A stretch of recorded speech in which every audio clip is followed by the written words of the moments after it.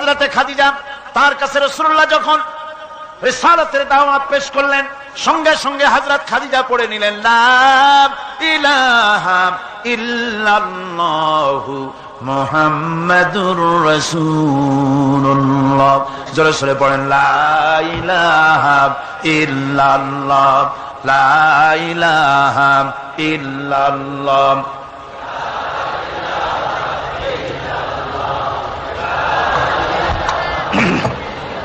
মুহাব্বতের সাথে জোরে জোরে পড়েন লা ইলাহা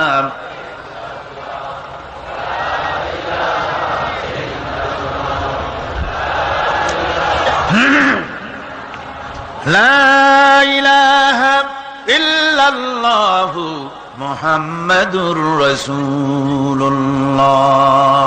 আমার বন্ধুগণ, রাসূল করিম সাল্লাল্লাহু আলাইহি ওয়াসাল্লামের উপরে স্ত্রী ঈমান আনলেন। খাদেম ছিলেন হযরতে যায়েদ। খাদেম তো তার প্রভুর জন্য জান দিতে পারে, মাল দিতে পারে, মহব্বত করতে পারে, সব পারে। খাদেম ঈমান আনতে পারে না, যেহেতু খাদেমের কাছে তার সাহেবের ইনস এন্ড আউট, তার ভেতর বাইরে সবকিছুই পরিষ্কার থাকে। হযরতে রাসূলের খাদেম ছিলেন হযরতে যায়েদ।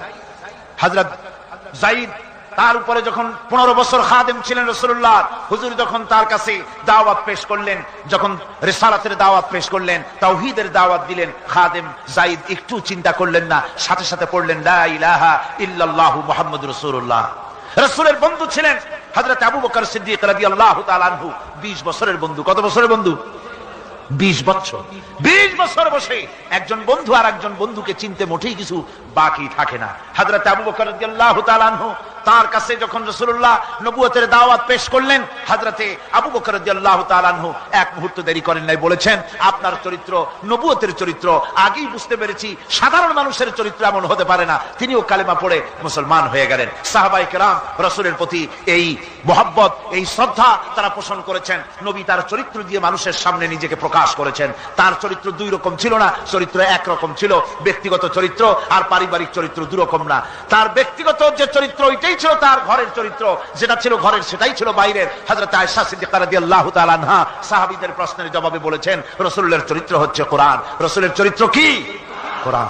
রাসূলুল্লাহ এই পৃথিবীতে কেন আসছেন? আসার কারণ হলো তিনি হচ্ছেন আদর্শ। আল্লাহর নবী বলেছেন লাকাদ কানা লাকুম ফি রাসূলিল্লাহি উসওয়াতুন হাসানাহ, তোমাদের জন্য গ্রহণযোগ্য মহত্তম আদর্শ হতেছে তোমাদের রাসূল।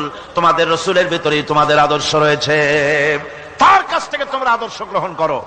তিনি এতিমের আদর্শ, শিশুর আদর্শ, কিশোরদের আদর্শ, যুবকের আদর্শ, তরুণের আদর্শ, বৃদ্ধের আদর্শ, পিতার আদর্শ, নানার আদর্শ, স্বামীর আদর্শ, সেনাপতির আদর্শ, শ্রমিকের আদর্শ, রাষ্ট্রপ্রধানেরও সকলের জন্য আদর্শ।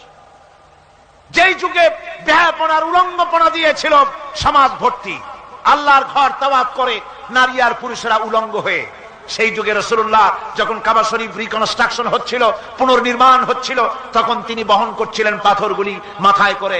তার চাচা তাকে বললেন তোমার তো বড্ড কষ্ট হচ্ছে, তুমি এখন এইটাকে ঘাড়ের উপরে, লুঙ্গিটা খুলা ঘাড়ের উপরে রেখে তারপর এটা বহন করো। হুজুর যখন লুঙ্গির গিরায় হাত দিয়েছেন খুলবেন এই চিন্তা করে ঘাড়ের উপরে রেখে পাথর বহন করবেন, লুঙ্গির গিটে হাত দিয়েছেন, খোলেন নাই। লুঙ্গির গিটের উপরে হাত রেখে তিনি চিন্তা করলেন এতগুলি লোকের সামনে কাপড়টা খুললে পরে কি শরম হবে। কাপড় তো খোলেনি নাই, শুধু খুললে পরে কি লজ্জা হবে। এই আগাম শরমের অনুভূতিতে মুহাম্মদ সাল্লাল্লাহু আলাইহি ওয়াসাল্লাম বেহুশ হয়ে জমিনের উপরে পড়ে গেছে। আদর্শ কাকে বলে? শিশুর আদর্শ, কিশোরের আদর্শ, স্বামীর আদর্শ, পিতার আদর্শ, নানার আদর্শ, গোটা পৃথিবীর সমস্ত মানুষের আদর্শ রাসূল করিম সাল্লাল্লাহু আলাইহি ওয়াসাল্লাম। তার কাছে তিনি স্ত্রীদের আদর্শ ছিলেন, তিনি নানার আদর্শ ছিলেন। ইমাম হোসেনকে তিনি কোলে নিচ্ছেন, ঘাড়ে উঠছে বাচ্চা, বুকের উপরে উঠছে। একজন সাহাবী বলছেন হুজুর বাচ্চা পেলে আপনি এত আদর করেন, আমার তো ৬-৭টা ছেলে মেয়ে, আমি মোটে কোলেও নি না আর জীবনে একবার সুমাও খাই না, আমার মোটে ইচ্ছেই করে না। হুজুর বললেন আল্লাহ যদি তোমার দিলের মধ্যে রহম পয়দা না করেন তো আমি কি করতে পারি। হুজুর বাচ্চাকে নিয়ে আদর করছেন। ইমাম হোসেনকে বলছেন হোসেন কে বড় বলো তো, তুমি বড় না আমি বড়? হোসেন বলছেন নানাজি আমি আপনার থেকে বড়। আশ্চর্য কথা, তুমি আমার থেকে বড় কিভাবে? হোসেন বলছেন নানাজি বলুন তো আপনার পিতার নাম কি? হুজুর বলছেন আমার পিতার নাম আব্দুল্লাহ। হোসেন বলছেন, এ আব্দুল্লাহ এই পর্যন্তই শেষ। আপনি তো আমার পিতার মতো পিতা পান নাই, আমার আব্বার মতো আব্বা আপনার আছে। আমার আব্বাকে বলা হয় আসাদুল্লাহিল গালিব, সমস্ত কাফেরদের জন্য বিজয়ী বীর বাঘ আমার আব্বা। এবং আমার আব্বা সম্পর্কে আপনি বলেছেন আনা মাদিনাতুল ইলম ওয়া আলিয়ুম বাবুহা, আমি হচ্ছে একটি জ্ঞানের রাজ্য, আর আলী হচ্ছে সেই রাজ্যে প্রবেশের প্রধান তোরণ। আমার বাপের মতো বাপ আছে আপনার? হুজুর আশ্চর্য হয়ে গেলেন, বাচ্চা বলে কি? হোসেন বলছেন, নানাজি এবার কোন তো দেখি, এবার বলুন তো দেখি আপনার মায়ের নাম কি? হুজুর বলছেন, আমার মায়ের নাম আমেনা। হযরত হোসেন বলছেন, এই আমেনা পর্যন্তই শেষ। কয়জনে চিনবে কর? আমার মায়ের মতো একটা মা আপনার আছে? আমার মায়ের মতো একটা মা আপনি পেয়েছেন? আমার মাকে চেনেন?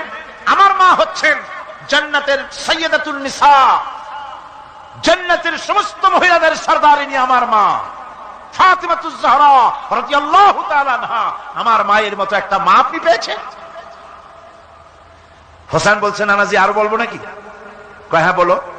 বলছেন, নানাজি এবার কোন তো দেখি আপনার নানার নাম কি? হুজুর বলছেন, আমার নানার নাম আব্দুল ওয়াহাব।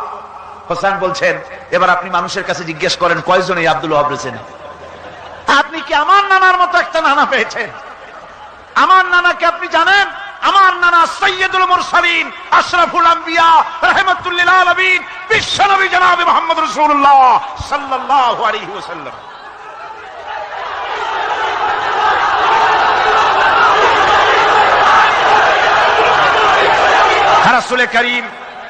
রাসূল করিম সাল্লাল্লাহু আলাইহি ওয়াসাল্লাম হোসেনকে বুকের সাথে জড়িয়ে ধরে হোসেনের ঠোঁটের উপরে, তার চিবুকের উপরে, তার গণ্ডদেশে, তার কপলে বারবার চুমু খেতে লাগলেন আর বললেন, নানা আমি আজকে তোমার সামনে হেরে গেলাম। সুবহানাল্লাহি ওয়া বিহামদিহি। কি আদর করতেন তিনি বাচ্চাদেরকে। রাসূলুল্লাহ রাস্তা দিয়ে যেতেন আর বাচ্চারা খেলাধুলা ছেড়ে রাসূলের কাছে ছুটে আসতো। একবার তো রাসূলুল্লাহ একটা বাচ্চার মাথায় হাত বুলিয়ে খেলা ছেড়ে দিয়ে ছুটে আসছে। হুজুর তাকে জিজ্ঞেস করলেন, তোমার সাথে যে পাখিটা থাকতো সেই লাল পাখিটা কই? ছেলে তো কেঁদে ফেললো। ছেলে বলে ফেললো যে আপনি বিশ্বনবী, আমি একটা ছোট্ট মানুষ, আমার পাখির খবর আপনি রাখেন। সুবহানাল্লাহি ওয়া বিহামদিহি। রাসূলুল্লাহ তার চরিত্র দিয়ে মানুষকে জয় করেছিলেন, মহব্বত দিয়ে।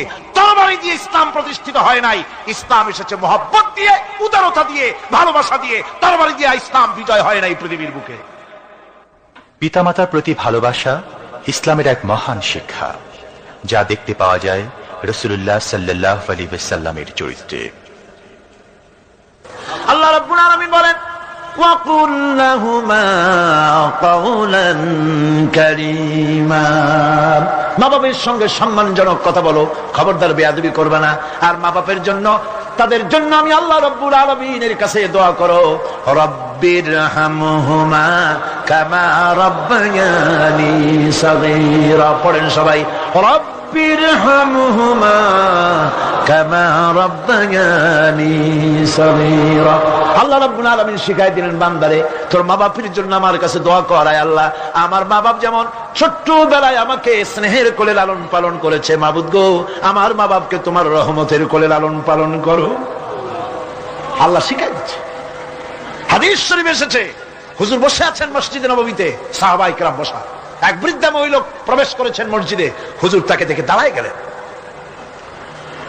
মহিলা আসার পর নবীজি নিজের গায়ের চাদর বিছিয়ে দিলেন। মহিলা চলে যাওয়ার পর সাহাবায়ে কেরাম জিজ্ঞেস করলেন, হুজুর একজন সাধারণ মেয়ে লোকের জন্য হুজুর নিজের চাদর বিছাইলেন, বুঝলাম না ফজিলত কি, চিনলাম না মেয়ে লোকটাকে।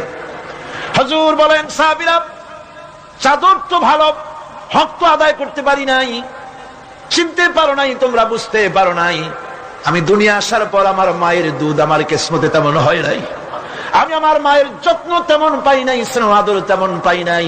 যার বুকের দুধ খাইয়া, যার কোলে কাখে চড়ে আমি বড় হয়েছি, ইনি আমার সেই দুধ মা হযরতে হালিমাতুস সাদিয়া। বন্ধুরা, মা যদি বেঁচে থাকে, রাত্রে বাড়ি গিয়ে পায়ে ধরুন, বলেন, মা অন্যায় করেছি, জীবনে বহু বেয়াদবি করেছি, আমার মাফ করে দাও। বিশ্বাস করুন, মা বাপের যদি খেদমত করেন, মা বাপ যদি রাজি থাকে, রিজকে, খাদ্যে, টাকায়, ইজ্জতে জীবনেও কষ্ট হবে না। বিপদে অবিচলতার মুক্ত প্রতীক বিশ্বনবী মুহাম্মদ সাল্লাল্লাহু আলাইহি ওয়াসাল্লাম। সর্ব অবস্থায় আল্লাহর উপর ভরসা করে ধৈর্য ধরা ক্ষেত্রে তিনি স্থাপন করেছিলেন এক অনন্য দৃষ্টান্ত। হিজরতের ঘটনা তার প্রকৃষ্ট উদাহরণ। আমার ভাইয়েরা, বিপদে অবিচলতা আমাদেরকে পয়গম্বরেরা শিক্ষা দান করেছেন। আমরা দেখতে পেয়েছি বিশ্বনবী জনাবে মুহাম্মদুর রাসূলুল্লাহ সাল্লাল্লাহু আলাইহি ওয়াসাল্লাম হিজরতের রাত, কাফেররা চতুর্দিকে দাঁড়ানো। হযরত জিবরাইল এসে বলেন, ইয়া রাসূলুল্লাহ, হে কাফেররা চতুর্দিকে ঘিরে দাঁড়িয়েছে, গভীর রাত, এখন হাতে তাদের তরবারি, সকাল হলে পরেই তারা আপনাকে মেরে ফেলে দিবে, তাড়াতাড়ি ওঠেন, মদিনার দিকে চলে যান। আল্লাহ নবী ঘুমের থেকে জেগে হযরত আলীকে রেখে বলেন, আলী, আল্লাহ অর্ডার করেছেন আমি মদিনায় চললাম, আমার বিছানার পরে আমার চাদর গায়ে দিয়ে শুয়ে থাকো। হযরত আলী বলেন, আল্লাহর হাবিব, আপনার চাদর গায়ে দিয়ে ঘুমিয়ে থাকবো, সকালবেলায় কাফির বেঈমানেরা আপনার বিছানার পরে আপনার চাদর গায়ে দেওয়া অবস্থায় আমি আলীকে তারা মুহাম্মদ মনে করবে, আর আমি আলীকে নবী মনে করে তারা তাদের তরবারি দিয়া কেটে কেটে টুকরা টুকরা করে আমারে বিদায় করে দেবে দুনিয়া থেকে। এতটুকুনো পরোয়া করি না, বরং আমার দিলের মধ্যে এটাই তৃপ্তি থাকবে যে আমি আলীর জীবনের বিনিময় আল্লাহর হাবিব দুনিয়ায় বেঁচে আছেন। নবীজি ঘরের থেকে বেরোলেন, চতুর্দিকে কাফেররা দাঁড়ানো। আল্লাহ নবী হাতে এক মুষ্টি বালু হাতে নিয়ে শাহ হাতেল বজু পড়ে 3 বার দম করে বালুগুলো ছেড়ে দিলেন। বালিগুলি ঘরের চতুর্দিকে কাফেরদের চোখে চলে গেল। পরবর্তী সময় রব্বুল আলামিন ডেকে বলেন, নবীরে, বালি যখন নিক্ষেপ আপনি করেছিলেন, ধুলাগুলি আপনি তো শুধু নিক্ষেপ করেছিলেন, কিন্তু চতুর্দিকে কাফেরদের চোখে গেল কেমনে? একদিকে মেরেছিলেন, সেই দিকেই তো যাওয়ার কথা ছিল, চতুর্দিকের কাফেরের চোখে চোখে সেগুলো পৌঁছে গেল কেমনে? ওয়ামা রামাইতা ইদ রামাইতা ওয়ালাকিন্নাল্লাহ রামা। আপনি নিক্ষেপ করেন নাই, যখন আপনি নিক্ষেপ করেছিলেন আপনি তো শুধু বালুকণা ছেড়েছেন, আর ওই বালুকণাগুলি ঘরের চতুর্দিকে সব কাফেরদের চোখে পৌঁছবার দায়িত্ব আমার কুদরত গ্রহণ করেছিল। আমার ভাইরা, নবীজি বিপদে এতগুলি শত্রু তরবারি নিয়ে তিনি বিপদে ধৈর্য হারা হন নাই। আস্তে করে ঘরের থেকে বেরিয়ে হযরত আবু বকরের বাড়িতে গিয়ে হাজির। দরজায় গিয়ে আওয়াজ দিলেন, আবু বকর। অমনি দরজা খুলে গেল। লাব্বাইক ওয়া সাদাইক। হুজুর বলেন, আবু বকর রে, একটা ডাকে কেমনে সাড়া দিলে? তুমি কি ঘুমাইছিলে না? হযরত আবু বকর বলেন, হুজুর, আপনি বলেছেন আমাকে নিয়ে হিজরত করবেন, আমি মনে মনে চিন্তা করেছি, না জানি কত রাত্রে নবীজি আসেন, উঠতে যদি আমার দেরি হয়ে যায়, নবীজি যদি দরজার কাছে দাঁড়ায় দাঁড়ায় আমার ডাকাডাকি করে, আর আমি যদি ঘুমায় থাকি, তাহলে আল্লাহর নবীর সঙ্গে বেয়াদবি হয়ে যাবে। এই মনে করে বিছানায় না ঘুমাইয়া আপনার গলার আওয়াজ শোনার জন্য এই দরজার সঙ্গে পিঠ লাগাইয়া লাগাইয়া দাঁড়াইয়া ঘুমাচ্ছিলাম। আল্লাহর নবী হযরত আবু বকরকে সঙ্গে করে নিয়ে চললেন মদিনার দিকে। উল্টা পথে রওনা করলেন। বারবার কাবা শরীফের দিকে তাকাতে লাগলেন। বুখারী শরীফে এসেছে, নবীজি বারবার কাবার দিকে তাকিয়ে বলতেছেন, রে কাবা, বড় আশা ছিল তোর কাছে থাকবো, তোর খেদমত করব, কিন্তু তোর নিষ্ঠুর সন্তানেরা তোর কাছে আমারে থাকতে দিল না রে। আল্লাহ নবী মিসফালা দিয়ে জাবালে কেদোয়ার উপর দিয়ে চলে গেলেন জাবালে সুরে।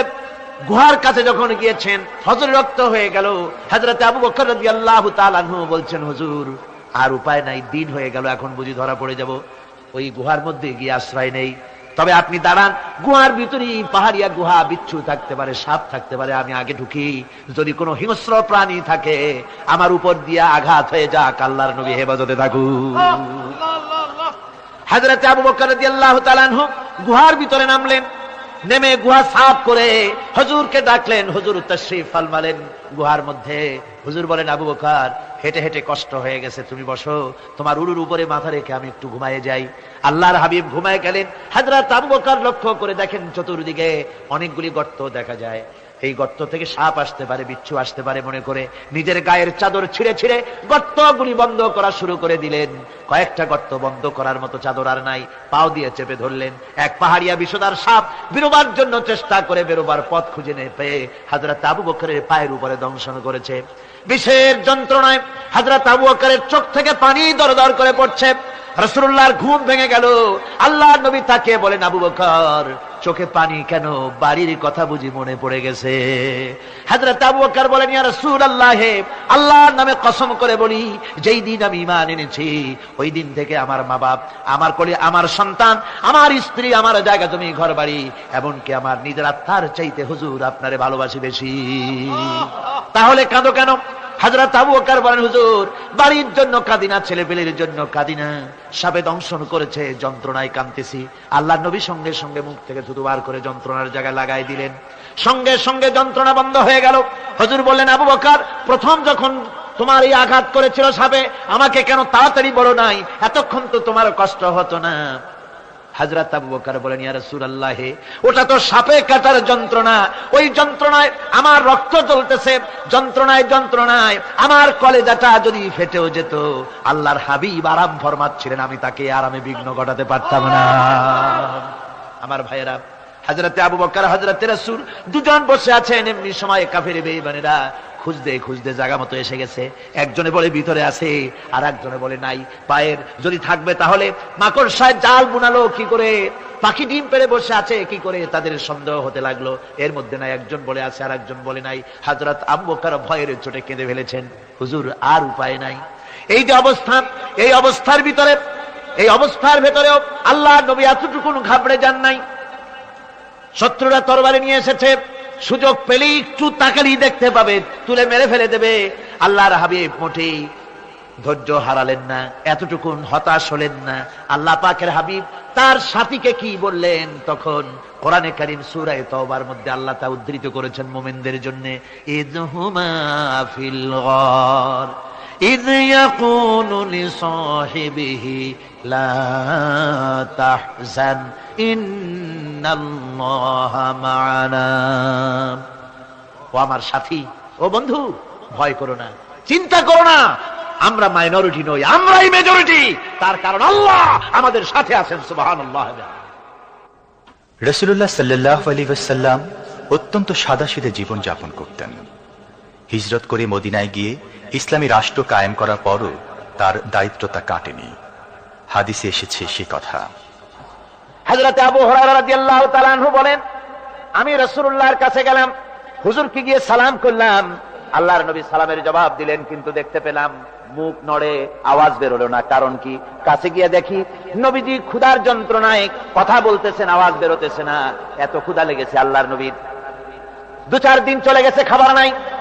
রাসূলুল্লাহ সমস্ত গনিমতের মাল, যাকাত সদকার মালগুলি, খাদ্য দ্রব্যগুলি দুহাতে বিতরণ করেছেন। নিজের পেটে খাবার নাই, মানুষকে দিতেছেন। দিতে দিতে এশার নামাজ পড়ে নবীজি ঘরের মধ্যে প্রবেশ করে হযরত আয়েশা সিদ্দিকা রাদিয়াল্লাহু তাআলা আনহাকে ডেকে বলেন, আয়েশা রে, সারাদিন কষ্ট করেছি, দারুণ ক্ষুধা লেগেছে, তাড়াতাড়ি করে কিছু খাবার আমারে এনে দাও।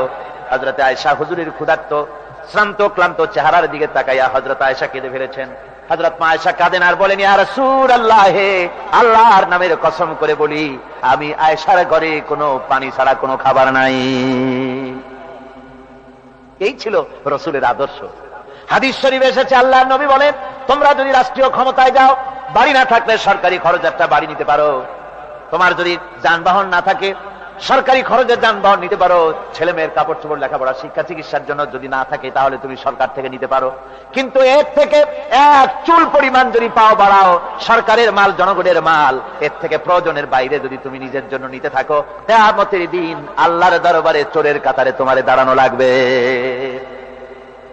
দুনিয়ায় যত সম্মান পাও না কেন, কিয়ামতে আল্লাহর দরবারে কিসের কাতারে দাঁড়াবে? চোরের কাতারে দাঁড়াতে হবে। রাসূল পাক সাল্লাল্লাহু আলাইহি ওয়াসাল্লাম এমন এক সমাজ কায়েম করেছিলেন। আমার হতাশাগ্রস্ত ছাত্ররা, যেসব ছাত্ররা সমাজতন্ত্র তোমরা করো, যারা সমাজতন্ত্র করতে হতাশাগ্রস্ত হয়েছে, এখন যাবো কোথায় বলে হতাশ হয়ে গিয়েছো তোমরা, আমরা তোমাদেরকে দাওয়াত দেই, কোরআনের মাহফিল থেকে দাওয়াত দেই, ফিরে আসো। হতাশ হওয়ার কোনো কারণ নাই। লেনিন মরার, ও মরে গেছে। কার্ল মার্কস মরার, মরে গেছে, পচে গেছে, গলে গেছে, দুনিয়া থেকে শেষ হয়ে গিয়েছে। আল্লাহর নবীর নেতৃত্ব, সূর্য যতদিন উঠবে আর ডুববে, নবীজির নেতৃত্ব শেষ হবে না।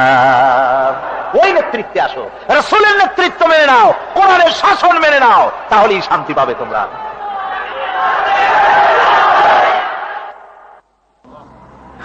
আল্লাহর নবী দুপুরে আরাম করতেছিলেন। হযরত ওমর বলেন, আমি দেখতে গিয়েছিলাম রাসূলুল্লাহকে, আমি যাই সালাম দিলাম, হুজুর উঠে বসলেন। আমি দেখি খেজুরের পাতা দিয়া বুনানো দড়ি, সেই দড়ি দিয়া বুনানো খাটিয়া এখনো মক্কা মদিনায় আছে, যারা হজ করতে গেছেন দেখেছেন। ওই দড়ি দিয়া বুনানো খাটিয়া, ওর উপরে তোশক নাই, বিছানার চাদর নাই, নিজের হাত মোবারক মাথার তলে দিয়া রাসূল শুয়ে আছেন। ওমরকে দেখে হুজুর উঠে বসলেন। ওমর বলেন, আমি রাসূলের পিঠের দিকে তাকায় দেখি দড়িগুলোর দাগ কেটে আছে। আমি সহ্য করতে পারলাম না, আমি শিশুর মতো ডুকরে কেঁদে উঠলাম, বললাম, ইয়া রাসূলুল্লাহ, এই পৃথিবীর কাফির বেঈমানেরা এত শান্তি করলো দুনিয়ায়, আর আল্লাহর হাবিবের পিঠে দড়ির দাগ বরদাস্ত করতে পারছি না, আপনি আমার অনুমতি দেন একটা তোষক আপনার জন্য বানায় দেই। হুজুর আমার বলেন, ওমর রে শোনো, দুনিয়ায় শান্তি করার জন্য আমি আসি নাই। আমি যদি হুকুম করি উহুদ পাহাড় আমার জন্য সোনায় পরিণত হয়ে যা, উহুদ পাহাড়টা আমার জন্য সোনা হয়ে যেতে পারে। আমি দুনিয়ায় শান্তির জন্য আসি নাই, এসেছি মানবতার মুক্তির জন্য। পৃথিবীর মানুষগুলিকে বাঁচাতে এসেছি, সাদা কালো মানুষের ব্যবধান দূর করতে এসেছি। রাসূলুল্লাহ নারীর অধিকার দিলেন, সাদা কালো মানুষের ব্যবধান দূর করে দিলেন। পাহাড় সমান উঁচা সাদা কালো মানুষের অধিকারকে প্রতিষ্ঠিত করলেন, বললেন মানুষে মানুষে কোনো পার্থক্য নাই। আরবের উপরে অনারবের, অনারবের উপরে আরবের, ভাষার সাদার উপরে কালোর, কালোর উপরে সাদার, কোন বর্ণ বৈষম্য ইত্যাদি দিয়ে মানুষের ফজিলত হয় না। মানুষের মর্যাদা বাড়ে, ইন্না আকরামাকুম ইনদাল্লাহি আতকাকুম। মানুষের মধ্যে মর্যাদা তোমাদের মধ্যে আল্লাহর কাছে তার যে ব্যক্তি তোমাদের মধ্যে আল্লাহকে বেশি ভয় করে। সুবহানাল্লাহ কোন, সুবহানাল্লাহ কোন।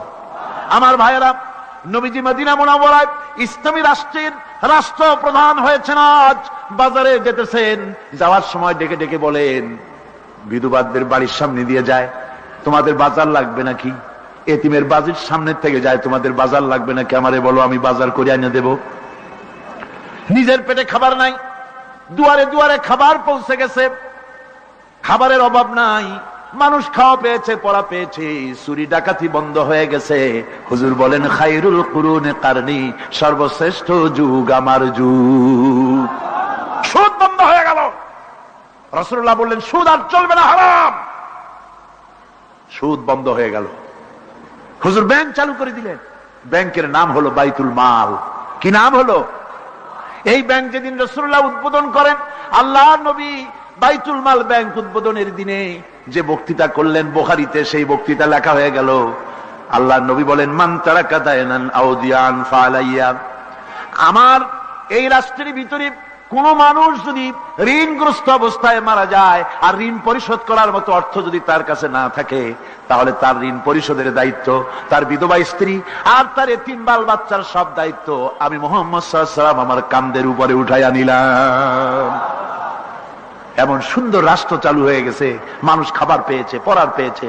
বুড়োরা, যাদের কাজ নাই, বুড়ো মানুষ কাজ করতে পারে না, তারা বসে বসে খাবারের ব্যবস্থা হয়ে গেছে। যুবকদের চাকরি হয়ে গেছে, বেকার কেউ আর বেকার নাই, সব কাজে ব্যস্ত হয়ে গেছে, মানুষের কাছে কাজ মিলেছে।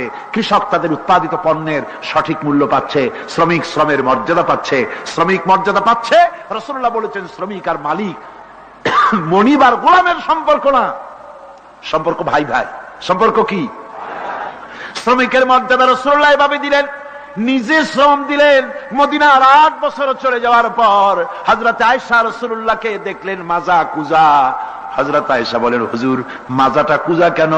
বয়সের কারণে হলো নাকি? হুজুর বলেন, না, বয়সের কারণে হয় নাই। এই মদিনার চতুর্দিকে কাফির বেঈমানেরা যখন মদিনাকে আক্রমণ করেছিল, আমি তখন মদিনার চতুর্দিকে খন্দক পরিখা খনন করেছিলাম, 3 মাইল লম্বা, 15 ফিট গভীর, 30 ফিট চওড়া। সাহাবীরা মাটি কেটেছে, আমি মাটি বহন করেছি, আবার আমি মাটি কেটেছি, সাহাবীরা মাটি কেটেছে। মাটি কেটে আর মাটির ঝুড়ি বহন করে করে কোমরে যে বেদনা হয়েছিল, আজ পর্যন্ত সেই বেদনা সেরে যায় নাই। এই হলো আমার রাসূল, এ হলো বিশ্ব নবী। কি নবী? চিল্লা এখন, কি নবী?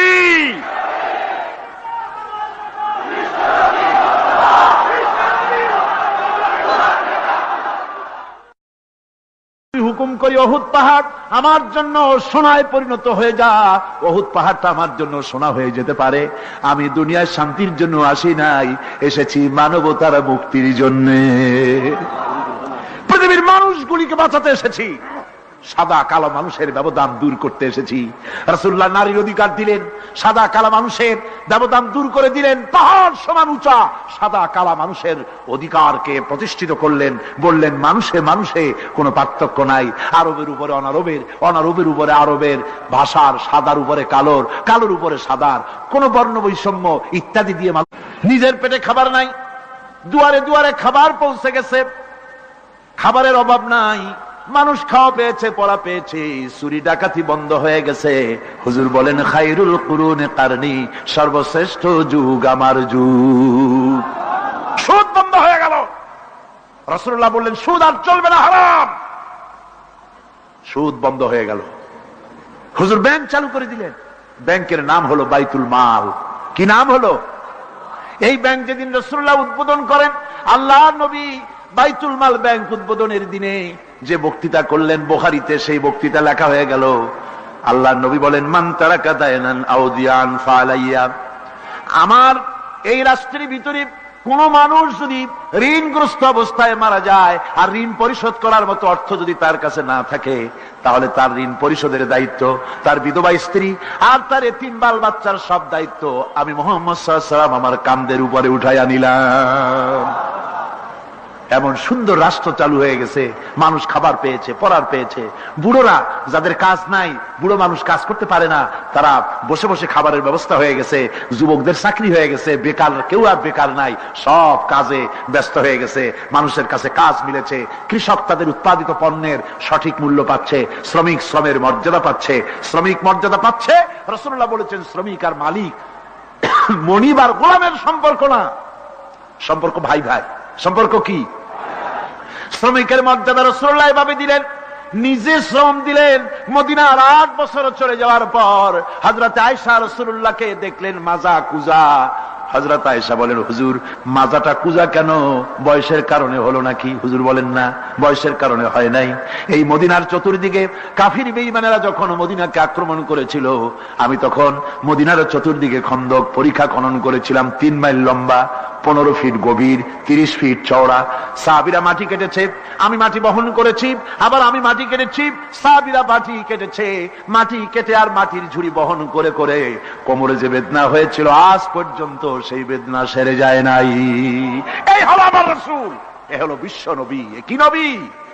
সিল্লা এখন কি নবী?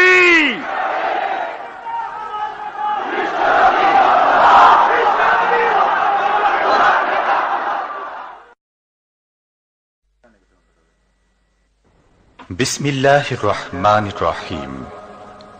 সর্বযুগের সর্বকালের সর্বশ্রেষ্ঠ মহামানব রাহমাতুল্লিল আলামিন হযরত মুহাম্মদ সাল্লাল্লাহু আলাইহি ওয়াসাল্লাম, যার জীবনের প্রতিটি অংশে আছে শিক্ষা, মহান রব্বুল আলামিনের অকৃত্রিম বন্ধু রাসূলুল্লাহ সাল্লাল্লাহু আলাইহি ওয়াসাল্লামের জীবন থেকে শিক্ষা গ্রহণ আমাদের সবারই একান্ত কর্তব্য। এখন আমাদের সামনে রাসূল করিম সাল্লাল্লাহু আলাইহি ওয়াসাল্লামের জীবনের নানা দিক নিয়ে আলোচনা করছেন আন্তর্জাতিক খ্যাতিসম্পন্ন মুফাসসিরে কোরআন ও বিশিষ্ট ইসলামী চিন্তাবিদ হযরত মাওলানা দেলওয়ার হোসাইন সাঈদী। শব্দগ্রহণে মাহসিন সাউন্ড সিস্টেম, প্রযোজনায় সিএইচপি, পরিবেশনায় স্পন্দন অডিও ভিজুয়াল সেন্টার, ঢাকা। আল্লাহ রাব্বুল আলামিন বলেন মা ইয়ানতিকু আনিল হাওয়া ইন হুয়া ইল্লা ওয়াহিয়ুন ইউহা। আমার নবী নফসকে অনুসরণ করে, প্রবৃত্তিকে অনুসরণ করে কোনো কথা বলেন না। আমার নবী যেটা বলেন সেটা হলো ওহী। আমি যা বলতে বলি তাই তিনি বলেন। ওয়ালাউ তাকাওয়ালা আলাইনা বা'দাল আকাবিল। আমার নবী যদি নিজের থেকে বানিয়ে কোনো কথা যদি কোরআনের ভিতরে আমার নামে চালাই দিতেন, আমি আল্লাহ রাব্বুল আলামিন আমার নবীর ডান হাতকে চেপে ধরতাম আর তার কণ্ঠ নালীকে আমি আল্লাহ রাব্বুল আলামিন কেটে ফেলে দিতাম। তিনি যা বলেছেন সব কার কথা? আল্লাহ পাকের কথা। তিনি হচ্ছেন গোটা বিশ্বের সর্বশ্রেষ্ঠ চরিত্রের আধার। তার চরিত্রের সার্টিফিকেট আল্লাহ পাক দিচ্ছেন। চরিত্রের সার্টিফিকেট কে দিলেন? আল্লাহ পাক দিয়েছেন। কোরআনে কারীমের মধ্যে আল্লাহ রাব্বুল আলামিন বলেন ওয়া ইন্নাকা লাআলা খুলুকিন আযীম। নবী হে, আপনি হচ্ছেন পুত পবিত্র চরিত্রের উপরে প্রতিষ্ঠিত। সুবহানাল্লাহি ওয়া বিহামদিহি। আপনি শ্রেষ্ঠ চরিত্রের উপরে প্রতিষ্ঠিত। দেখুন রাসূল করিম সাল্লাল্লাহু আলাইহি ওয়াসাল্লাম নবুয়ত পাওয়ার পর যখন তিনি ঘরে প্রবেশ করেছেন, সর্বপ্রথম হযরত জিবরাইলের সঙ্গে জীবনের প্রথম দেখা, ভয় পেয়েছেন, শরীরে জ্বর এসেছে এবং হযরতে খাদিজাকে গিয়ে বলছেন যে আমাকে ঢেকে দাও, আমি ভয় পেয়েছি। হযরতে খাদিজাতুল কুবরা রাদিয়াল্লাহু তাআলা আনহা তিনি রাসূলকে বলছেন আবুল কাসেম, হে কাসেমের পিতা, আপনার ভয় পাওয়ার কোনো কারণ নাই। আপনাকে জিন বা শয়তান কোনো অনিষ্ট করতে পারে না, কারণ আপনি এতিমদেরকে, মিসকিনদেরকে খেতে দেন, আপনি বিধবাকে আশ্রয় দেন, আপনি প্রতিবেশীর হক আদায় করেন, আপনি আত্মীয়দের হক আদায় করেন। কি সার্টিফিকেট দিচ্ছেন? স্ত্রী। স্ত্রী তো স্বামীর জন্য ভালোবাসা দিতে পারে, মহব্বত দিতে পারে, জান দিতে পারে, কিন্তু ঈমান তো আনতে পারে না। ঈমান আনা তো এত সহজ ব্যাপার না। কিন্তু রাসূল করিম সাল্লাল্লাহু আলাইহি ওয়াসাল্লাম যখন তাকে তাওহীদের দাওয়াত দিলেন, রিসালাতের দাওয়াত দিলেন এবং বললেন আমি নবী, হযরত খাদিজা এক মুহূর্ত দেরি করেন। হযরতে খাদিজা তার কাছে রাসূলুল্লাহ যখন রিসালাতের দাওয়াত পেশ করলেন, সঙ্গে সঙ্গে হযরত খাদিজা পড়ে নিলেন লা ইলাহা ইল্লাল্লাহু মুহাম্মাদুর রাসূলুল্লাহ। জোরে জোরে পড়েন লা ইলাহা ইল্লাল্লাহ, লা ইলাহা ইল্লাল্লাহ।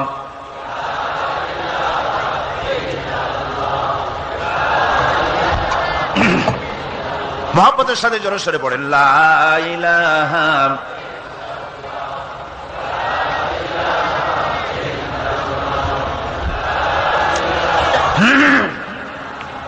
লা ইলাহা ইল্লাল্লাহু মুহাম্মাদুর রাসূলুল্লাহ।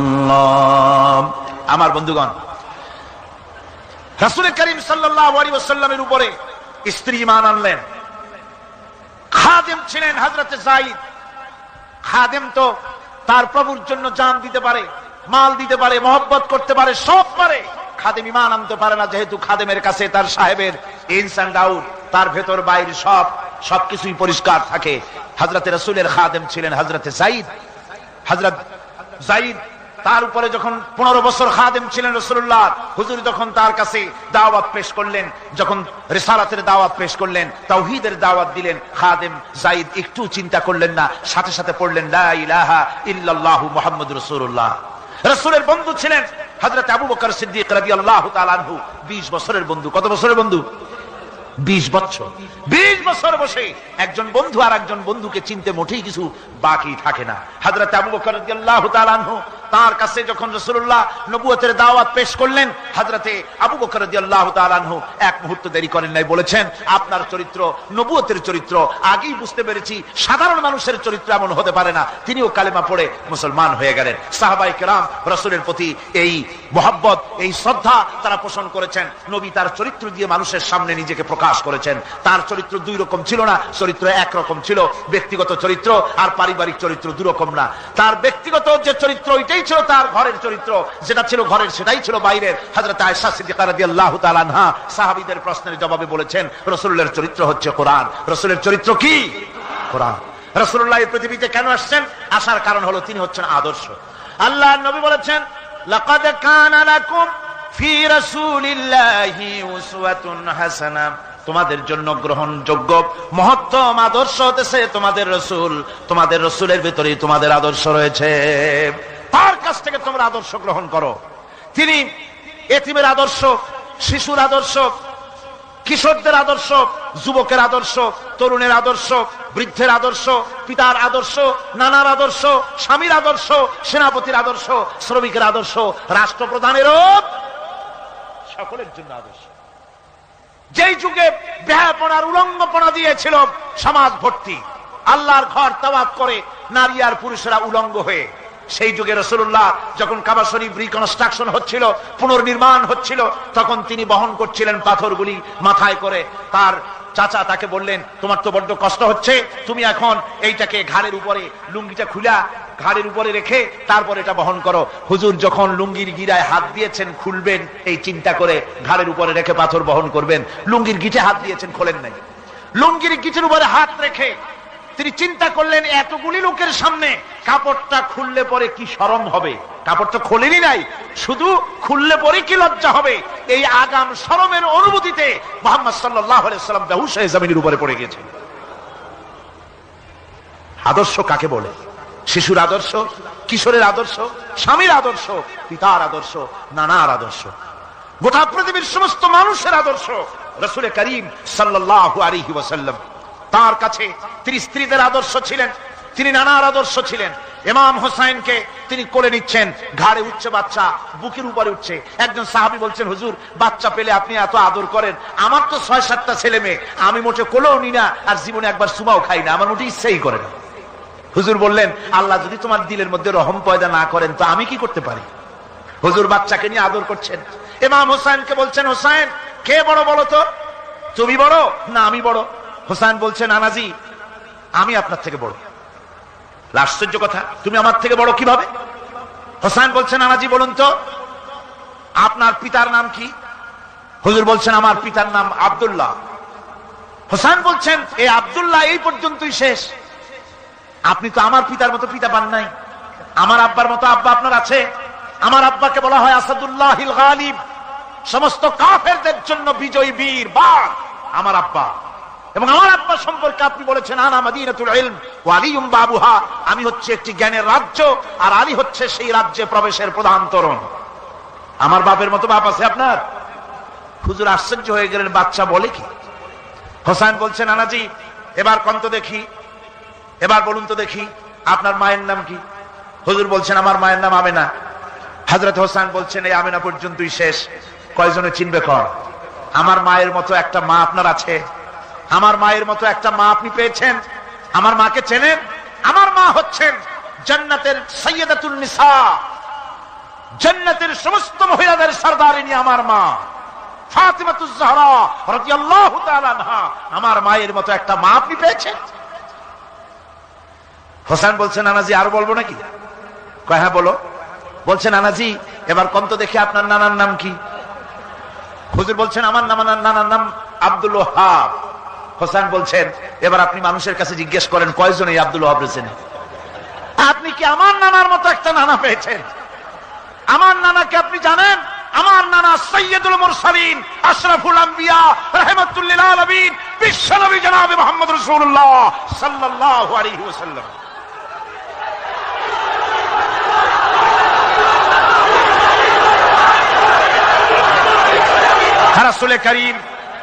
রাসূল করিম সাল্লাল্লাহু আলাইহি ওয়াসাল্লাম হোসাইনকে বুকের সাথে জড়িয়ে ধরে হোসাইনের ঠোঁটের উপরে, তার চিবুকের উপরে, তার গন্ডদেশে, তার কপলে বারবার চুমু খেতে লাগলেন আর বললেন, নানা আমি আজকে তোমার সামনে হেরে গেলাম।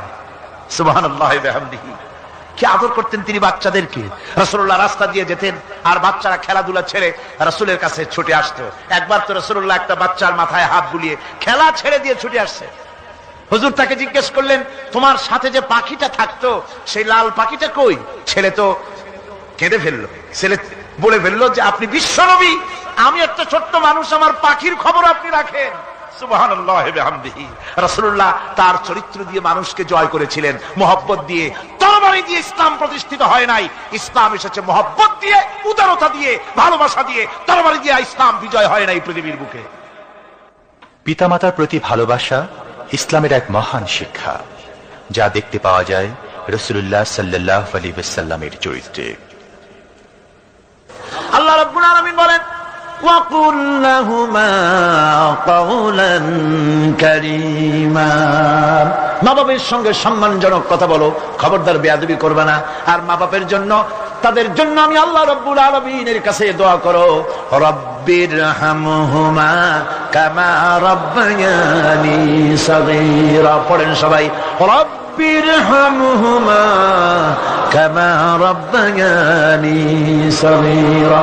আল্লাহ রাব্বুল আলামিন শিখাই দিলেন, বান্দারে তোর মা বাপের জন্য আমার কাছে দোয়া কর, আয় আল্লাহ আমার মা বাপ যেমন ছোট্টবেলায় আমাকে স্নেহের কোলে লালন পালন করেছে, মাবুদ গো আমার মা বাপকে তোমার রহমতের কোলে লালন পালন করো। আল্লাহ শিখাই দিচ্ছে। হাদিস শরীফে এসেছে, হুজুর বসে আছেন মসজিদে নববীতে, সাহাবায়ে কেরাম বসা। এক বৃদ্ধা মহিলা প্রবেশ করেছেন মসজিদে, হুজুর তাকে দেখে দাঁড়ায় গেলেন। মহিলা আসার পর নবীজি নিজের গায়ের চাদর বিছিয়ে দিলেন। মহিলা চলে যাওয়ার পর সাহাবায়ে কেরাম জিজ্ঞেস করলেন, হুজুর একজন সাধারণ মেয়ে লোকের জন্য হুজুর নিজের চাদর বিছাইলেন, বুঝলাম না ফজিলত কি, চিনলাম না মেয়ে লোকটাকে। হুজুর বলেন, সাহাবীরা চাদর তো ভালো, হক তো আদায় করতে পারি নাই, চিনতে পারো নাই, তোমরা বুঝতে পারো নাই। আমি দুনিয়া আসার পর আমার মায়ের দুধ আমার কিসমতে তেমন হয় নাই, আমি আমার মায়ের যত্ন তেমন পাই নাই, স্নেহ আদর তেমন পাই নাই। যার বুকের দুধ খাইয়া, যার কোলে কাখে চড়ে আমি বড় হয়েছি, ইনি আমার সেই দুধমা হযরতে হালিমাতুস সাদিয়া। বন্ধুরা, মা যদি বেঁচে থাকে, রাত্রে বাড়ি গিয়ে পায়ে ধরুন, বলেন মা অন্যায় করেছি, জীবনে বহু বেয়াদবি করেছি, আমার মাফ করে দাও। বিশ্বাস করুন, মা বাপের যদি খেদমত করেন, মা বাপ যদি রাজি থাকে, রিস্কে, খাদ্যে, টাকায়, ইজ্জতে জীবনেও কষ্ট হবে না। বিপদে অবিচলতার মূর্ত প্রতীক বিশ্বনবী মুহাম্মদ সাল্লাল্লাহু আলাইহি ওয়াসাল্লাম। সর্ব অবস্থায় আল্লাহর উপর ভরসা করে ধৈর্য ধরার ক্ষেত্রে তিনি স্থাপন করেছিলেন এক অনন্য দৃষ্টান্ত। হিজরতের ঘটনা তার প্রকৃষ্ট উদাহরণ। আমার ভাইরা, বিপদে অবিচলতা আমাদেরকে পয়গম্বরেরা শিক্ষা দান করেছেন। আমরা দেখতে পেয়েছি বিশ্বনবী জনাবে মুহাম্মদুর রাসূলুল্লাহ সাল্লাল্লাহু আলাইহি ওয়াসাল্লাম হিজরতের রাত, কাফেররা চতুর্দিকে দাঁড়ানো। হযরত জিবরাইল এসে বলেন, ইয়া রাসূলুল্লাহ, হে কাফেররা চতুর্দিকে ঘিরে দাঁড়িয়েছে, গভীর রাত, এখন হাতে তাদের তরবারি, সকাল হলে পরেই তারা আপনাকে মেরে ফেলে দিবে, তাড়াতাড়ি ওঠেন, মদিনার দিকে চলে যান। আল্লাহ নবী ঘুমের থেকে জেগে হযরত আলীকে ডেকে বলেন, আলী, আল্লাহ অর্ডার করেছেন আমি মদিনায় চললাম, আমার বিছানার পরে আমার চাদর গায়ে দিয়ে শুয়ে থাকো। হযরত আলী বলেন, আল্লাহর হাবিব, আপনার চাদর গায়ে দিয়ে ঘুমিয়ে থাকবো, সকালবেলায় কাফির বেঈমানেরা আপনার বিছানার পরে আপনার চাদর গায়ে দেওয়া অবস্থায় আমি আলীকে তারা মুহাম্মদ মনে করবে, আর আমি আলীকে নবী মনে করে তারা তাদের তরবারি দিয়া কেটে কেটে টুকরা টুকরা করে আমারে বিদায় করে দেবে দুনিয়া থেকে। এতটুকুনো পরোয়া করি না, বরং আমার দিলের মধ্যে এটাই তৃপ্তি থাকবে যে আমি আলীর জীবনের বিনিময় আল্লাহর হাবিব দুনিয়ায় বেঁচে আছেন। নবীজি ঘরের থেকে বেরোলেন, চতুর্দিকে কাফেররা দাঁড়ানো। আল্লাহ নবী হাতে এক মুষ্টি বালু হাতে নিয়ে শাহাতেল ওযু পড়ে 3 বার দম করে বালুগুলো ছেড়ে দিলেন। বালিগুলি ঘরের চতুর্দিকে কাফেরদের চোখে চলে গেল। পরবর্তী সময় রব্বুল আলামিন ডেকে বলেন, নবীরে, বালি যখন নিক্ষেপ আপনি করেছিলেন, ধুলাগুলি আপনি তো শুধু নিক্ষেপ করেছিলেন, কিন্তু চতুর্দিকে কাফেরদের চোখে গেল কেমনে? একদিকে মেরেছিলেন, সেই দিকেই তো যাওয়ার কথা ছিল, চতুর্দিকের কাফেরের চোখে চোখে সেগুলো পৌঁছে গেল কেমনে? ওয়ামা রামাইতা ইদ রামাইতা ওয়ালাকিন্নাল্লাহ রামা। আপনি নিক্ষেপ করেন নাই, যখন আপনি নিক্ষেপ করেছিলেন আপনি তো শুধু বালুকণা ছেড়েছেন, আর ওই বালুকণাগুলি ঘরের চতুর্দিকে সব কাফেরদের চোখে পৌঁছবার দায়িত্ব আমার কুদরত গ্রহণ করেছিল। আমার ভাইরা, নবীজি বিপদে এতগুলি শত্রু তরবারি নিয়ে তিনি বিপদে ধৈর্য হারা হন নাই। আস্তে করে ঘরের থেকে বেরিয়ে হযরত আবু বকরের বাড়িতে গিয়ে হাজির। দরজায় গিয়ে আওয়াজ দিলেন, আবু বকর। অমনি দরজা খুলে গেল, লাব্বাইক ওয়া সাদাইক। হুজুর বলেন, আবু বকর রে, একটা ডাকে কেমনে সাড়া দিলে? তুমি কি ঘুমাইছিলে না? হযরত আবু বকর বলেন, হুজুর আপনি বলেছেন আমাকে নিয়ে হিজরত করবেন, আমি মনে মনে চিন্তা করেছি, না জানি কত রাত্রে নবীজি আসেন, উঠতে যদি আমার দেরি হয়ে যায়, নবীজি যদি দরজার কাছে দাঁড়ায় দাঁড়ায় আমার ডাকাডাকি করে, আর আমি যদি ঘুমায় থাকি, তাহলে আল্লাহ নবীর সঙ্গে বেয়াদবি হয়ে যাবে। এই মনে করে বিছানায় না ঘুমাইয়া আপনার গলার আওয়াজ শোনার জন্য এই দরজার সঙ্গে পিঠ লাগাইয়া লাগাইয়া দাঁড়াইয়া ঘুমাচ্ছিলাম। আল্লাহ নবী হযরত আবু বকরকে সঙ্গে করে নিয়ে চললেন মদিনার দিকে, উল্টা পথে রওনা করলেন। বারবার কাবা শরীফের দিকে তাকাতে লাগলেন। বুখারী শরীফে এসেছে, নবীজি বারবার কাবার দিকে তাকিয়ে বলতেছেন, রে কাবা, বড় আশা ছিল তোর কাছে থাকবো, তোর খেদমত করব, কিন্তু তোর নিষ্ঠুর সন্তানেরা তোর কাছে আমারে থাকতে দিল না রে। আল্লাহ নবী মিসফালা দিয়ে জাবালে খেদোয়ার উপর দিয়ে চলে গেলেন জাবালে সুরে। গুহার কাছে যখন গিয়েছেন, ফজর রক্ত হয়ে গেল। হযরত আবু বকর রাদিয়াল্লাহু তাআলা আনহু বলছেন, হুজুর আর উপায় নাই, দিন হয়ে গেল, এখন বুঝি ধরা পড়ে যাব, ওই গুহার মধ্যে গিয়ে আশ্রয় নেই। তবে আপনি দাঁড়ান, গুহার ভিতরে পাহাড়িয়া গুহা, বিচ্ছু থাকতে পারে, সাপ থাকতে পারে, আমি আগে ঢুকি, যদি কোনো হিংস্র প্রাণী থাকে আমার উপর দিয়ে আঘাত হয়ে যাক, আল্লাহর নবী হেফাজতে থাকুক। হযরত আবু বকর রাদিয়াল্লাহু তাআলা আনহু গুহার ভিতরে নামলেন। নেমে গুহা সাফ করে হুজুরকে ডাকলেন। হুজুর তাশরীফ ফরমালেন গুহার মধ্যে। হুজুর বলেন, আবু বকর, হেঁটে হেঁটে কষ্ট হয়ে গেছে, তুমি বসো, তোমার উরুর উপরে মাথা রেখে আমি একটু ঘুমায়ে যাই। আল্লাহর হাবিব ঘুমায় গেলেন। হযরত আবু বকর লক্ষ্য করে দেখেন চতুর্দিকে অনেকগুলি গর্ত দেখা যায়। এই গর্ত থেকে সাপ আসতে পারে, বিচ্ছু আসতে পারে মনে করে নিজের গায়ের চাদর ছিঁড়ে ছিঁড়ে গর্তগুলি বন্ধ করা শুরু করে দিলেন। কয়েকটা গর্ত বন্ধ করার মতো চাদর আর নাই, পাও দিয়ে চেপে ধরলেন। এক পাহাড়িয়া বিষধর সাপ বেরোবার জন্য চেষ্টা করে বেরোবার পথ খুঁজে নিয়ে পেয়ে হযরত আবু বকরের পায়ের উপরে দংশন করেছে। বিষের যন্ত্রণায় হযরত আবু বকরের চোখ থেকে পানি দরদর করে পড়ছে। রাসূলুল্লাহর ঘুম ভেঙে গেল। আল্লাহর নবী তাকে বলেন, আবু বকর চোখে পানি কেন? বাড়ির কথা বুঝি মনে পড়ে গেছে? হযরত আবু বকর বলেন, ইয়া রাসূলুল্লাহ, আল্লাহর নামে কসম করে বলি, যেই দিন আমি ঈমান এনেছি ওই দিন থেকে আমার মা বাপ, আমার কোলে আমার সন্তান, আমার স্ত্রী, আমার জায়গা জমি ঘর বাড়ি, এমনকি আমার নিজের আত্মার চাইতে হুজুর আপনারে ভালোবাসি বেশি। তাহলে কাঁদো কেন? হযরত আবু বকর বলেন, হুজুর বাড়ির জন্য কাঁদি না, ছেলে পেলের জন্য কাঁদি না, সাপে দংশন করেছে, যন্ত্রণায় কাঁদতেছি। আল্লাহ নবী সঙ্গে সঙ্গে মুখ থেকে থুতু বার করে যন্ত্রণার জায়গায় লাগাই দিলেন। সঙ্গে সঙ্গে যন্ত্রণা বন্ধ হয়ে গেল। হুজুর বললেন, আবু বকর প্রথম যখন তোমার এই আঘাত করেছিল সাপে, আমাকে কেন তাড়াতাড়ি বলো নাই? এতক্ষণ তো তোমার কষ্ট হতো না। হযরত আবু বকর বলেন, ইয়া রাসূলুল্লাহ, ওটা তো সাপে কাটার যন্ত্রণা, ওই যন্ত্রণায় আমার রক্ত জ্বলতেছে, যন্ত্রণায় যন্ত্রণায় আমার কলেজাটা যদি ফেটেও যেত। আল্লাহর হাবিব আরাম ফরমাচ্ছিলেন, আমি তাকে আরামে বিঘ্ন ঘটাতে পারতাম না। আমার ভাইয়েরা, হযরত আবু বকর হযরত রাসূল দুজন বসে আছেন। এমনি সময় কাফের বেঈমানেরা খুঁজতে খুঁজতে জায়গা মতো এসে গেছে। একজনে বলে ভিতরে আছে, আর একজনে বলে নাই। পায়ের যদি থাকবে তাহলে মাকড়সায় জাল বুনালো কি করে? পাখি ডিম পেড়ে বসে আছে কি করে? তাদের সন্দেহ হতে লাগলো। এর মধ্যে নাই, একজন বলে আছে আর একজন বলে নাই। হযরত আবু বকর ভয়ের চোটে কেঁদে ফেলেছেন, হুজুর আর উপায় নাই। এই যে অবস্থা, এই অবস্থার ভিতরে, এই অবস্থার ভেতরেও আল্লাহ নবী এতটুকু ঘাবড়ে যান নাই। শত্রুরা তরবারি নিয়ে এসেছে, সুযোগ পেলেই একটু তাকালেই দেখতে পাবে, তুলে মেরে ফেলে দেবে। আল্লাহর হাবিব মোটেই ধৈর্য হারালেন না, এতটুকু হতাশ হলেন না। আল্লাহ পাকের হাবিব তার সাথীকে কি বললেন? তখন কোরআনে কারীম সূরা তাওবার মধ্যে আল্লাহ তা উদ্ধৃত করেছেন মুমিনদের জন্য, ইযহুমা ফিল গার ইয ইয়াকুলু লিসাহিবিহি লা তাহজান ইন্নাল্লাহা মা'ানা। ও আমার সাথী, ও বন্ধু, ভয় করো না, চিন্তা করো না, আমরা মাইনরিটি নই, আমরাই মেজরিটি। তার কারণ আল্লাহ আমাদের সাথে আছেন। সুবহানাল্লাহ। রাসূলুল্লাহ সাল্লাল্লাহু আলাইহি ওয়াসাল্লাম অত্যন্ত সাদাসিধে জীবন যাপন করতেন। হিজরত করে মদিনায় গিয়ে ইসলামী রাষ্ট্র কায়েম করার পরও তার দায়িত্বটা কাটেনি। হাদিসে এসেছে সে কথা। হযরত আবু হুরায়রা রাদিয়াল্লাহু তাআলা আনহু বলেন, আমি রাসূলুল্লাহর কাছে গেলাম, হুজুরকে গিয়ে সালাম করলাম। আল্লাহর নবী সালামের জবাব দিলেন, কিন্তু দেখতে পেলাম মুখ নড়ে, আওয়াজ বেরোলো না। কারণ কি? কাছে গিয়ে দেখি নবীজি ক্ষুধার যন্ত্রণায় কথা বলতেছেন, আওয়াজ বেরোতেছে না। এত ক্ষুধা লেগেছে আল্লাহর নবীর। 2-4 দিন চলে গেছে, খাবার নাই। রাসূলুল্লাহ সমস্ত গনিমতের মাল, যাকাত সদকার মালগুলি, খাদ্য দ্রব্যগুলি দুহাতে বিতরণ করেছেন। নিজের পেটে খাবার নাই, মানুষকে দিতেছেন। দিতে দিতে এশার নামাজ পড়ে নবীজি ঘরের মধ্যে প্রবেশ করে হযরত আয়েশা সিদ্দিকা রাদিয়াল্লাহু তাআলা আনহাকে ডেকে বলেন, আয়েশা রে, সারাদিন কষ্ট করেছি, দারুণ ক্ষুধা লেগেছে, তাড়াতাড়ি করে কিছু খাবার আমারে এনে দাও। হযরত আয়েশা হুজুরের ক্ষুধার্ত শ্রান্ত ক্লান্ত চেহারার দিকে তাকাইয়া হযরত আয়েশা কেঁদে ফেলেছেন। হযরত মা আয়েশা কাঁদেন আর বলেন, ইয়া রাসূলুল্লাহ, আল্লাহর নামের কসম করে বলি, আমি আয়েশার ঘরে কোনো পানি ছাড়া কোনো খাবার নাই।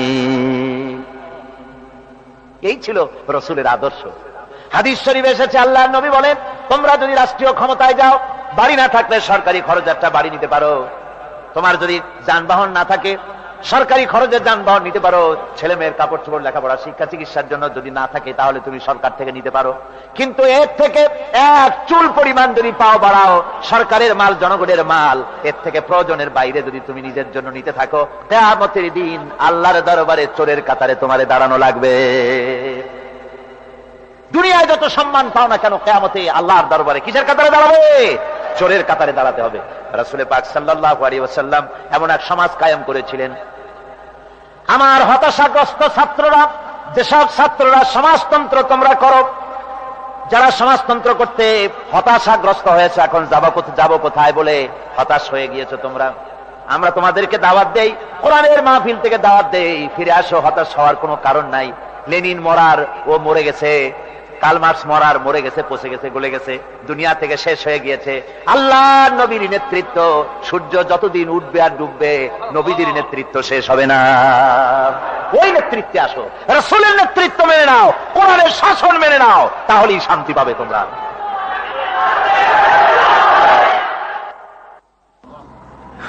আল্লাহর নবী দুপুরে আরাম করতেছিলেন। হযরত ওমর বলেন, আমি দেখতে গিয়েছিলাম রাসূলুল্লাহকে, আমি যাই সালাম দিলাম, হুজুর উঠে বসলেন। আমি দেখি খেজুরের পাতা দিয়া বুনানো দড়ি, সেই দড়ি দিয়া বুনানো খাটিয়া এখনো মক্কা মদিনায় আছে, যারা হজ করতে গেছেন দেখেছেন। ওই দড়ি দিয়া বুনানো খাটিয়া, ওর উপরে তোশক নাই, বিছানার চাদর নাই, নিজের হাত মোবারক মাথার তলে দিয়া রাসূল শুয়ে আছেন। ওমরকে দেখে হুজুর উঠে বসলেন। ওমর বলেন, আমি রাসূলের পিঠের দিকে তাকায় দেখি দড়িগুলোর দাগ কেটে আছে। আমি সহ্য করতে পারলাম না, আমি শিশুর মতো ডুকরে কেঁদে উঠলাম, বললাম, ইয়া রাসূলুল্লাহ, এই পৃথিবীর কাফির বেঈমানেরা তো শান্তি করলো দুনিয়ায়, আর আল্লাহর হাবিবের পিঠে দড়ির দাগ বরদাস্ত করতে পারছি না, আপনি আমার অনুমতি দেন, একটা তোশক আপনার জন্য বানায় দেই। হুজুর আমার বলেন, ওমর রে শোনো, দুনিয়ায় শান্তি করার জন্য আমি আসি নাই। আমি যদি হুকুম করি উহুদ পাহাড় আমার জন্য সোনায় পরিণত হয়ে যা, উহুদ পাহাড়টা আমার জন্য সোনা হয়ে যেতে পারে।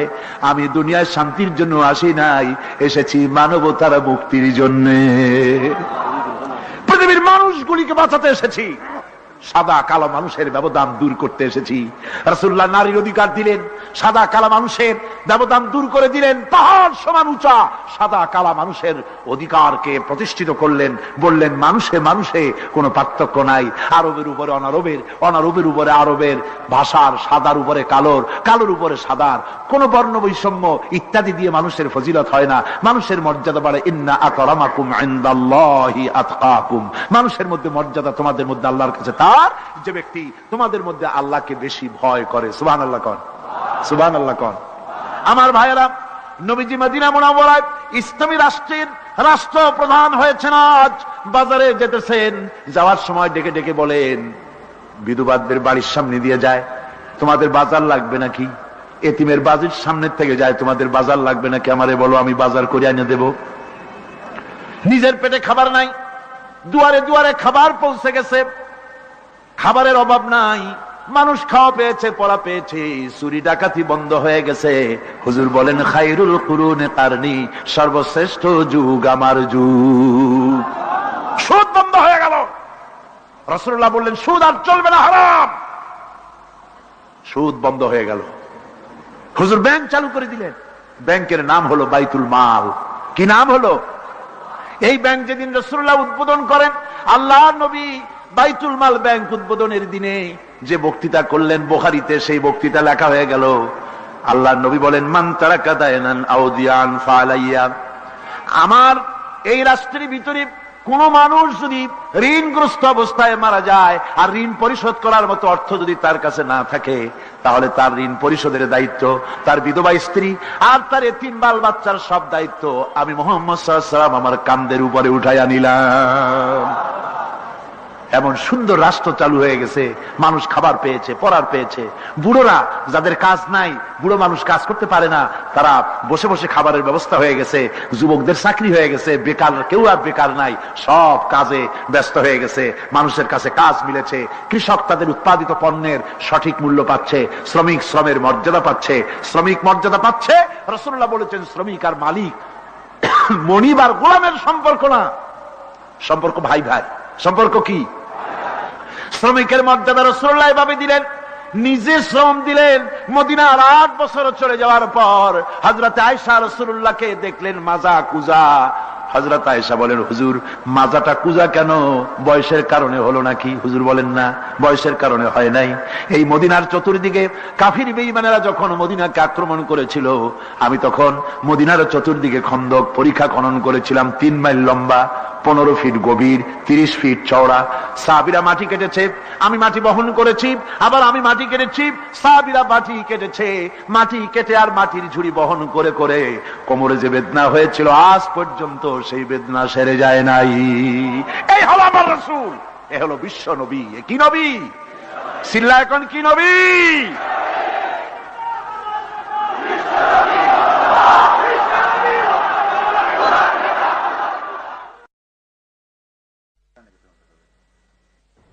বিসমিল্লাহির রহমানির রহিম।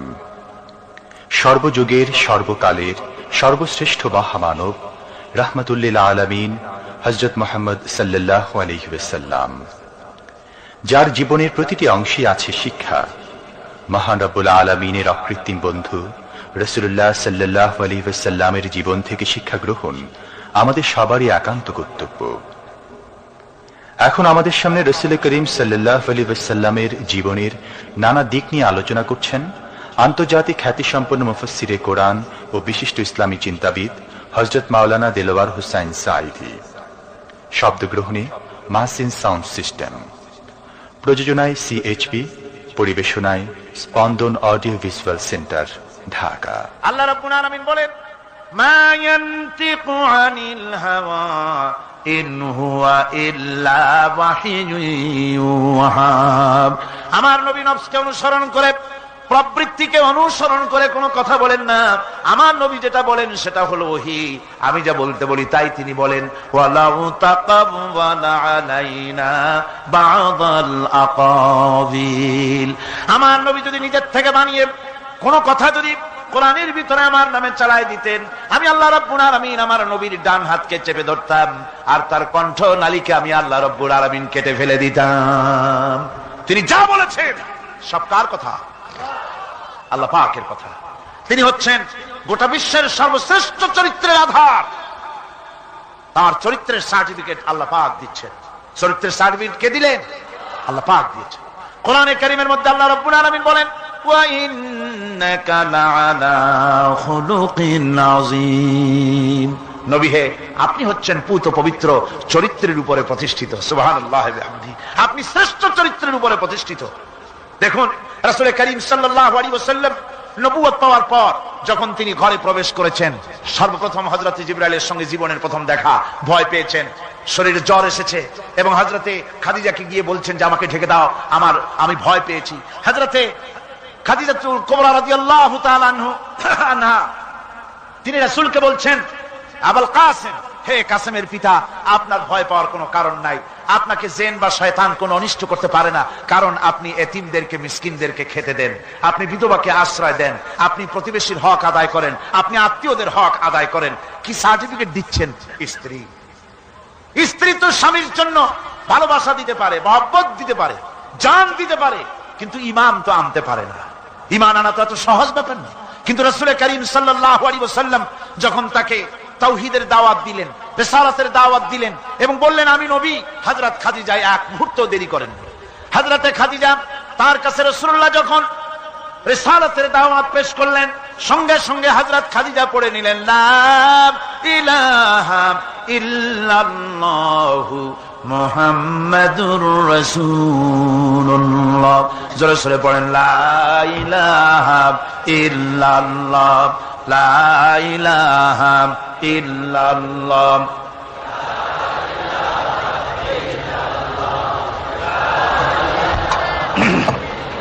মহব্বতের সাথে জোরে সরে পড়েন, লা ইলাহা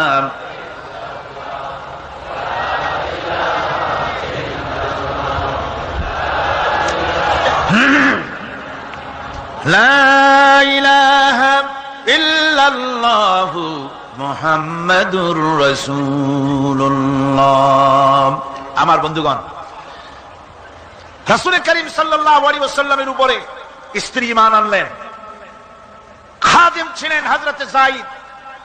খাদেম তো তার প্রভুর জন্য জান দিতে পারে, মাল দিতে পারে, মহব্বত করতে পারে, সব পারে। খাদেম ঈমান আনতে পারে না, যেহেতু খাদেমের কাছে তার সাহেবের ইনস এন্ড আউট, তার ভেতর বাইরে সবকিছুই পরিষ্কার থাকে। হযরতে রাসূলের খাদেম ছিলেন হযরতে যায়েদ। হযরত যায়েদ তার উপরে যখন 15 বছর খাদেম ছিলেন রাসূলুল্লাহ, হুজুর যখন তার কাছে দাওয়াত পেশ করলেন, যখন রিসালাতের দাওয়াত পেশ করলেন, তাওহীদের দাওয়াত দিলেন, খাদেম যায়েদ একটু চিন্তা করলেন না, সাথে সাথে পড়লেন লা ইলাহা ইল্লাল্লাহু মুহাম্মাদুর রাসূলুল্লাহ। রাসূলের বন্ধু ছিলেন হযরত আবু বকর সিদ্দিক রাদিয়াল্লাহু তাআলা আনহু। 20 বছরের বন্ধু। কত বছরের বন্ধু? 20 বছর। 20 বছর বসে একজন বন্ধু আর একজন বন্ধুকে চিনতে মোটেই কিছু বাকি থাকে না। হযরত আবু বকর রাদিয়াল্লাহু তাআলা আনহু তার কাছে যখন রাসূলুল্লাহ নবুয়তের দাওয়াত পেশ করলেন, হযরতে আবু বকর রাদিয়াল্লাহু তাআলা আনহু এক মুহূর্ত দেরি করেন নাই, বলেছেন আপনার চরিত্র নবুয়তের চরিত্র, আগেই বুঝতে পেরেছি সাধারণ মানুষের চরিত্র এমন হতে পারে না। তিনিও কালেমা পড়ে মুসলমান হয়ে গেলেন। সাহাবায়ে কেরাম রাসূলের প্রতি এই মহব্বত, এই শ্রদ্ধা তারা পোষণ করেছেন। নবী তার চরিত্র দিয়ে মানুষের সামনে নিজেকে প্রকাশ করেছেন। তার চরিত্র দুই রকম ছিল না, চরিত্র একরকম ছিল। ব্যক্তিগত চরিত্র আর পারিবারিক চরিত্র দুই রকম না। তার ব্যক্তিগত যে চরিত্র ওইটাই ছিল তার ঘরের চরিত্র, যেটা ছিল ঘরের সেটাই ছিল বাইরের। হযরত আয়েশা সিদ্দিকা রাদিয়াল্লাহু তাআলা আনহা সাহাবীদের প্রশ্নের জবাবে বলেছেন, রাসূলের চরিত্র হচ্ছে কোরআন। রাসূলের চরিত্র কি? কোরআন। রাসূলুল্লাহ এই পৃথিবীতে কেন আসছেন? আসার কারণ হলো তিনি হচ্ছেন আদর্শ। আল্লাহর নবী বলেছেন, লাকাদ কানা লাকুম ফি রাসূলিল্লাহি উসওয়াতুন হাসানাহ, তোমাদের জন্য গ্রহণযোগ্য মহত্তম আদর্শ হতেছে তোমাদের রাসূল। তোমাদের রাসূলের ভিতরেই তোমাদের আদর্শ রয়েছে। তার কাছ থেকে তোমরা আদর্শ গ্রহণ করো। তিনি এতিমের আদর্শ, শিশুর আদর্শ, কিশোরদের আদর্শ, যুবকের আদর্শ, তরুণের আদর্শ, বৃদ্ধের আদর্শ, পিতার আদর্শ, নানার আদর্শ, স্বামীর আদর্শ, সেনাপতির আদর্শ, শ্রমিকের আদর্শ, রাষ্ট্রপ্রধানেরও সকলের জন্য আদর্শ। যেই যুগে বেহাপনার উলঙ্গপনা দিয়েছিল সমাজ ভর্তি, আল্লাহর ঘর তাওয়াফ করে নারী আর পুরুষেরা উলঙ্গ হয়ে, সেই যুগে রাসূলুল্লাহ যখন কাবা শরীফ রিকনস্ট্রাকশন হচ্ছিল, পুনর্নির্মাণ হচ্ছিল, তখন তিনি বহন করছিলেন পাথরগুলি মাথায় করে। তার চাচা তাকে বললেন, তোমার তো বড্ড কষ্ট হচ্ছে, তুমি এখন এইটাকে ঘাড়ের উপরে, লুঙ্গিটা খুলা ঘাড়ের উপরে রেখে তারপর এটা বহন করো। হুজুর যখন লুঙ্গির গিরায় হাত দিয়েছেন খুলবেন এই চিন্তা করে ঘাড়ের উপরে রেখে পাথর বহন করবেন, লুঙ্গির গিটে হাত দিয়েছেন, খোলেন নাই। লুঙ্গির গিটের উপরে হাত রেখে তিনি চিন্তা করলেন, এতগুলি লোকের সামনে কাপড়টা খুললে পরে কি শরম হবে। কাপড়টা খোলেনি নাই, শুধু খুললে পরে কি লজ্জা হবে। এই আগাম শরমের অনুভূতিতে মুহাম্মদ সাল্লাল্লাহু আলাইহি ওয়াসাল্লাম বেহুশ হয়ে জমিনের উপরে পড়ে গেছেন। আদর্শ কাকে বলে? শিশুর আদর্শ, কিশোরের আদর্শ, স্বামীর আদর্শ, পিতার আদর্শ, নানার আদর্শ, গোটা পৃথিবীর সমস্ত মানুষের আদর্শ রাসূল করিম সাল্লাল্লাহু আলাইহি ওয়াসাল্লাম। তার কাছে তিনি স্ত্রীদের আদর্শ ছিলেন, তিনি নানার আদর্শ ছিলেন। ইমাম হোসাইনকে তিনি কোলে নিচ্ছেন, ঘাড়ে উঠছে বাচ্চা, বুকের উপরে উঠছে। একজন সাহাবী বলছেন, হুজুর বাচ্চা পেলে আপনি এত আদর করেন, আমার তো ৬-৭টা ছেলে মেয়ে, আমি মোটে কোলেও নি না, আর জীবনে একবার সুমাও খাই না, আমার মোটে ইচ্ছেই করে না। হুজুর বললেন, আল্লাহ যদি তোমার দিলের মধ্যে রহম পয়দা না করেন তো আমি কি করতে পারি? হুজুর বাচ্চাকে নিয়ে আদর করছেন। ইমাম হোসাইনকে বলছেন, হোসাইন কে বড় বলো তো, তুমি বড় না আমি বড়? হোসাইন বলছেন, আনাজি আমি আপনার থেকে বড়। আশ্চর্য কথা, তুমি আমার থেকে বড় কিভাবে? হোসাইন বলছেন, আনাজি বলুন তো আপনার পিতার নাম কি? হুজুর বলছেন, আমার পিতার নাম আব্দুল্লাহ। হোসাইন বলছেন, এই আব্দুল্লাহ এই পর্যন্তই শেষ, আপনি তো আমার পিতার মতো পিতা পান নাই, আমার আব্বার মতো আব্বা আপনার আছে। আমার আব্বাকে বলা হয় আসাদুল্লাহিল গালিব, সমস্ত কাফেরদের জন্য বিজয়ী বীর বাঘ আমার আব্বা। এবং আমার আব্বা সম্পর্কে আপনি বলেছেন, আনা মাদিনাতুল ইলম ওয়া আলিয়ুম বাবুহা, আমি হচ্ছে একটি জ্ঞানের রাজ্য আর আলী হচ্ছে সেই রাজ্যে প্রবেশের প্রধান তোরণ। আমার বাপের মতো বাপ আছে আপনার? হুজুর আশ্চর্য হয়ে গেলেন, বাচ্চা বলে কি? হোসাইন বলছেন, আনাজি এবার কোন তো দেখি, এবার বলুন তো দেখি আপনার মায়ের নাম কি? হুজুর বলছেন, আমার মায়ের নাম আমেনা। হযরত হোসেন বলছেন, এই আমেনা পর্যন্তই শেষ, কয়জনে চিনবে কর? আমার মায়ের মতো একটা মা আপনার আছে? আমার মায়ের মতো একটা মা আপনি পেয়েছেন? আমার মাকে চেনেন? আমার মা হচ্ছেন জান্নাতের সাইয়্যিদাতুন নিসা, জান্নাতের সমস্ত মহিলাদের সরদারিনী আমার মা ফাতিমাতুজ জাহরা রাদিয়াল্লাহু তাআলা আনহা। আমার মায়ের মতো একটা মা আপনি পেয়েছেন? হোসেন বলছেন, আনাজি আরো বলবো নাকি? কয় হ্যাঁ বলো। বলছেন, আনাজি এবার কোন তো দেখি আপনার নানার নাম কি? হুজুর বলছেন, আমার নানার নাম আব্দুল ওয়াহাব। হোসেন বলছেন, এবার আপনি মানুষের কাছে জিজ্ঞেস করেন কয়জন এই আব্দুল ওয়াহাব রয়েছেন? আপনি কি আমার নানার মতো একটা নানা পেয়েছেন? আমার নানাকে আপনি জানেন? আমার নানা সাইয়্যিদুল মুরসালিন, আশরাফুল আম্বিয়া, রাহমাতুল লিল আলামিন, বিশ্বনবী জনাবে মুহাম্মদ রাসূলুল্লাহ সাল্লাল্লাহু আলাইহি ওয়াসাল্লাম।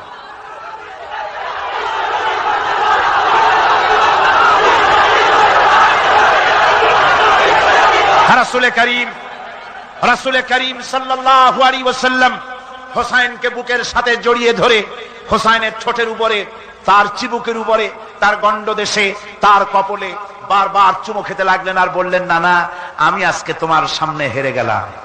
সুবহানাল্লাহ ওয়া বিহামদিহি। কি আদর করতেন তিনি বাচ্চাদেরকে। রাসূলুল্লাহ রাস্তা দিয়ে যেতেন আর বাচ্চারা খেলাধুলা ছেড়ে রাসূলের কাছে ছুটে আসতো। একবার তো রাসূলুল্লাহ একটা বাচ্চার মাথায় হাত বুলিয়ে খেলা ছেড়ে দিয়ে ছুটে আসছে। হুজুর তাকে জিজ্ঞেস করলেন, তোমার সাথে যে পাখিটা থাকতো সেই লাল পাখিটা কই? ছেলে তো কেঁদে ফেললো। ছেলে বলে ফেললো যে আপনি বিশ্বনবী, আমি একটা ছোট্ট মানুষ, আমার পাখির খবর আপনি রাখেন। সুবহানাল্লাহ ওয়া বিহামদিহি। রাসূলুল্লাহ তার চরিত্র দিয়ে মানুষকে জয় করেছিলেন, মহব্বত দিয়ে। তরবারি দিয়ে ইসলাম প্রতিষ্ঠিত হয় নাই, ইসলাম এসেছে মহব্বত দিয়ে, উদারতা দিয়ে, ভালোবাসা দিয়ে। তরবারি দিয়ে ইসলাম বিজয় হয় নাই পৃথিবীর বুকে। পিতামাতার প্রতি ভালোবাসা ইসলামের এক মহান শিক্ষা, যা দেখতে পাওয়া যায় রাসূলুল্লাহ সাল্লাল্লাহু আলাইহি ওয়াসাল্লামের চরিত্রে।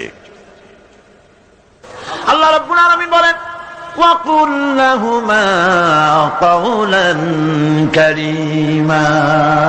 মা বাবার সঙ্গে সম্মানজনক কথা বলো, খবরদার বেয়াদবি করবে না।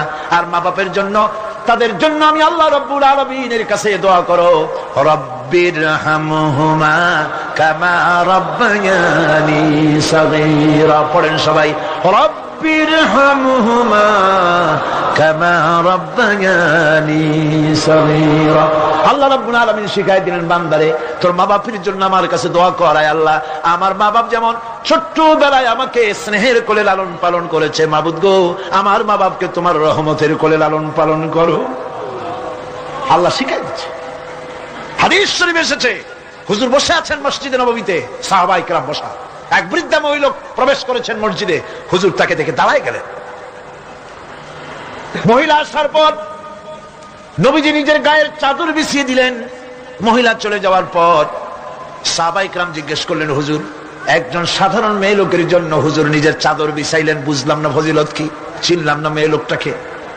হুজুর বলেন, সাহাবীরা, চাদর তো ভালো, হক তো আদায় করতে পারি নাই, চিনতে পারো নাই, তোমরা বুঝতে পারো নাই। আমি দুনিয়া আসার পর আমার মায়ের দুধ আমার কিসমতে তেমন হয় নাই, আমি আমার মায়ের যত্ন তেমন পাই নাই, স্নেহ আদর তেমন পাই নাই। যার বুকের দুধ খাইয়া, যার কোলে কাখে চড়ে আমি বড় হয়েছি, ইনি আমার সেই দুধ মা হযরতে হালিমাতুস সাদিয়া। বন্ধুরা, মা যদি বেঁচে থাকে, রাত্রে বাড়ি গিয়ে পায়ে ধরুন, বলেন, মা অন্যায় করেছি, জীবনে বহু বেয়াদবি করেছি, আমারে মাফ করে দাও। বিশ্বাস করুন, মা বাপের যদি খেদমত করেন, মা বাপ যদি রাজি থাকে, রিজকে, খাদ্যে, টাকায়, ইজ্জতে জীবনেও কষ্ট হবে না। বিপদে অবিচলতার মুক্ত প্রতীক বিশ্বনবী মুহাম্মদ সাল্লাল্লাহু আলাইহি ওয়াসাল্লাম। সর্ব অবস্থায় আল্লাহর উপর ভরসা করে ধৈর্য ধরার ক্ষেত্রে তিনি স্থাপন করেছিলেন এক অনন্য দৃষ্টান্ত। হিজরতের ঘটনা তার প্রকৃষ্ট উদাহরণ। আমার ভাইরা, বিপদে অবিচলতা আমাদেরকে পয়গম্বরেরা শিক্ষা দান করেছেন। আমরা দেখতে পেয়েছি বিশ্বনবী জনাবে মুহাম্মদুর রাসূলুল্লাহ সাল্লাল্লাহু আলাইহি ওয়াসাল্লাম হিজরতের রাত, কাফেররা চতুর্দিকে দাঁড়ানো। হযরত জিবরাইল এসে বলেন, ইয়া রাসূলুল্লাহ, হে কাফেররা চতুর্দিকে ঘিরে দাঁড়িয়েছে, গভীর রাত, এখন হাতে তাদের তরবারি, সকাল হলে পরেই তারা আপনাকে মেরে ফেলে দিবে, তাড়াতাড়ি ওঠেন, মদিনার দিকে চলে যান। আল্লাহ নবী ঘুমের থেকে জেগে হযরত আলীকে ডেকে বলেন, আলী, আল্লাহ অর্ডার করেছেন আমি মদিনায় চললাম, আমার বিছানার পরে আমার চাদর গায়ে দিয়ে শুয়ে থাকো। হযরত আলী বলেন, আল্লাহর হাবিব, আপনার চাদর গায়ে দিয়ে ঘুমিয়ে থাকবো, সকালবেলায় কাফির বেঈমানেরা আপনার বিছানার পরে আপনার চাদর গায়ে দেওয়া অবস্থায় আমি আলীকে তারা মুহাম্মদ মনে করবে, আর আমি আলীকে নবী মনে করে তারা তাদের তরবারি দিয়া কেটে কেটে টুকরা টুকরা করে আমারে বিদায় করে দেবে দুনিয়া থেকে। এতটুকুনো পরোয়া করি না, বরং আমার দিলের মধ্যে এটাই তৃপ্তি থাকবে যে আমি আলীর জীবনের বিনিময় আল্লাহর হাবিব দুনিয়ায় বেঁচে আছেন। নবীজি ঘরের থেকে বেরোলেন, চতুর্দিকে কাফেররা দাঁড়ানো। আল্লাহ নবী হাতে এক মুষ্টি বালু হাতে নিয়ে শাহাতেল ওযু পড়ে 3 বার দম করে বালুগুলো ছেড়ে দিলেন। বালিগুলি ঘরের চতুর্দিকে কাফেরদের চোখে চলে গেল। পরবর্তী সময় রব্বুল আলামিন ডেকে বলেন, নবীরে, বালি যখন নিক্ষেপ আপনি করেছিলেন, ধুলাগুলি আপনি তো শুধু নিক্ষেপ করেছিলেন, কিন্তু চতুর্দিকে কাফেরদের চোখে গেল কেমনে? একদিকে মেরেছিলেন, সেই দিকেই তো যাওয়ার কথা ছিল, চতুর্দিকের কাফেরের চোখে চোখে সেগুলো পৌঁছে গেল কেমনে? ওয়ামা রামাইতা ইদ রামাইতা ওয়ালাকিন্নাল্লাহা রামা। আপনি নিক্ষেপ করেন নাই, যখন আপনি নিক্ষেপ করেছিলেন আপনি তো শুধু বালুকণা ছেড়েছেন, আর ওই বালুকণাগুলি ঘরের চতুর্দিকে সব কাফেরদের চোখে পৌঁছবার দায়িত্ব আমার কুদরত গ্রহণ করেছিল।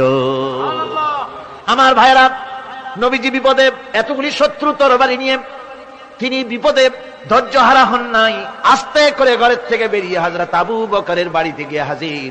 দরজায় গিয়ে আওয়াজ দিলেন আবু বকর, অমনি দরজা খুলে গেল। লাব্বাইক ওয়া সাদাইক। হুজুর বলেন, আবু বকর রে, একটা ডাকে কেমনে সাড়া দিলে?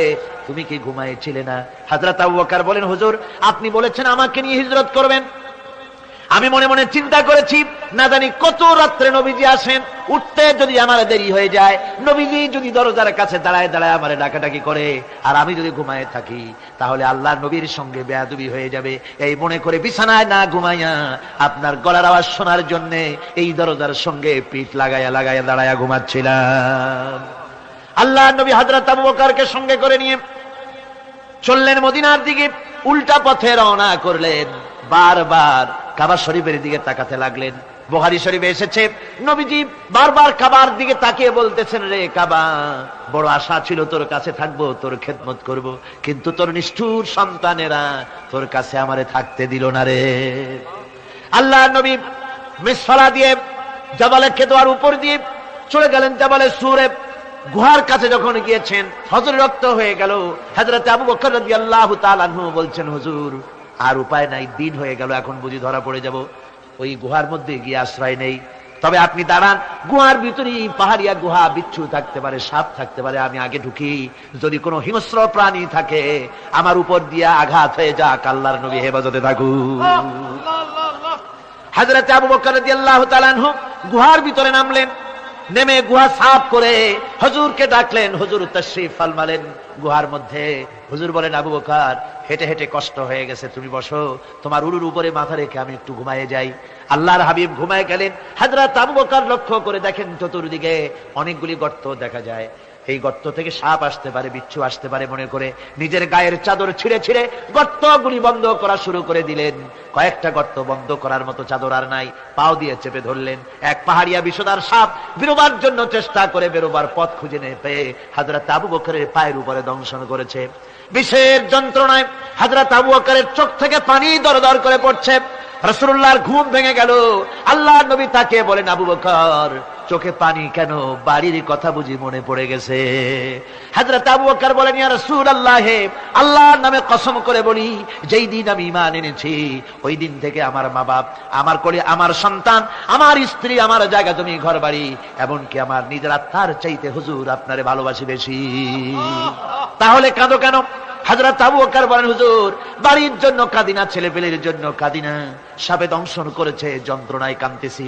আল্লাহ নবী সঙ্গে সঙ্গে মুখ থেকে থুতু বার করে যন্ত্রণার জায়গায় লাগাই দিলেন। সঙ্গে সঙ্গে যন্ত্রণা বন্ধ হয়ে গেল। হুজুর বললেন, আবু বকর প্রথম যখন তোমার এই আঘাত করেছিল সাপে, আমাকে কেন তাড়াতাড়ি বলো নাই? এতক্ষণ তো তোমার কষ্ট হতো না। হযরত আবু বকর বলেন, ইয়া রাসূলুল্লাহ, ওটা তো সাপে কাটার যন্ত্রণা, ওই যন্ত্রণায় আমার রক্ত জ্বলতেছে, যন্ত্রণায় যন্ত্রণায় আমার কলেজাটা যদি ফেটেও যেত, আল্লাহর হাবিব আরাম ফরমাচ্ছিলেন, আমি তাকে আরামে বিঘ্ন ঘটাতে পারতাম না। আমার ভাইরা, হযরত আবু বকর হযরত রাসূল দুজন বসে আছেন। এমনি সময় কাফের বেঈমানেরা খুঁজতে খুঁজতে জায়গা মতো এসে গেছে। একজনে বলে ভিতরে আছে, আর একজনে বলে নাই। পায়ের যদি থাকবে তাহলে মাকড়সায় জাল বুনালো কি করে, পাখি ডিম পেড়ে বসে আছে কি করে, তাদের সন্দেহ হতে লাগলো। এর মধ্যে নাই একজন বলে আছে আর একজন বলে নাই। হযরত আবু বকর ভয়ের চোটে কেঁদে ফেলেছেন। হুজুর আর উপায় নাই। এই যে অবস্থা, এই অবস্থার ভিতরে, এই অবস্থার ভেতরেও আল্লাহ নবী এতটুকু ঘাবড়ে যান নাই। শত্রুরা তরবারি নিয়ে এসেছে, সুযোগ পেলেই একটু তাকালেই দেখতে পাবে, তুলে মেরে ফেলে দেবে। আল্লাহর হাবিব মোটেই ধৈর্য হারালেন না, এতটুকু হতাশ হলেন না।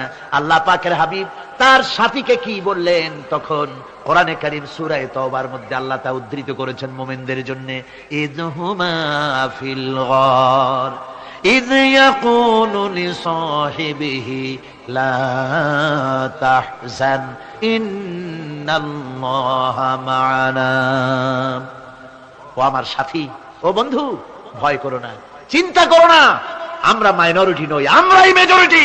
তার কারণ আল্লাহ আমাদের সাথে আছেন। সুবহানাল্লাহ।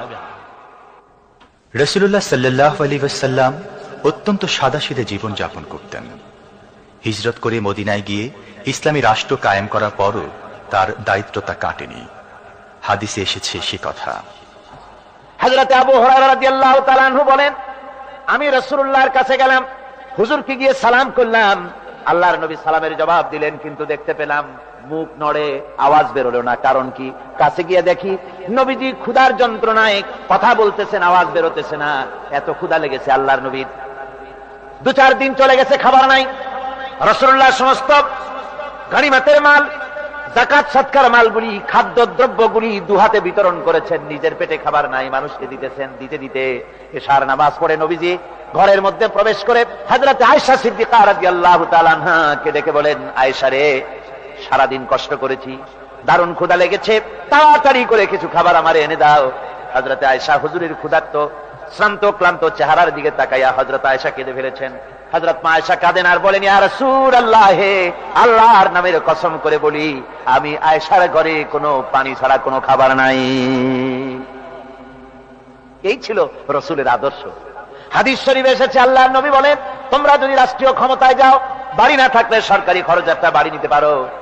তোমার যদি যানবাহন না থাকে, সরকারি খরচের যানবাহন নিতে পারো। ছেলে মেয়ের কাপড় চোপড়, লেখাপড়া, শিক্ষা চিকিৎসার জন্য যদি না থাকে, তাহলে তুমি সরকার থেকে নিতে পারো।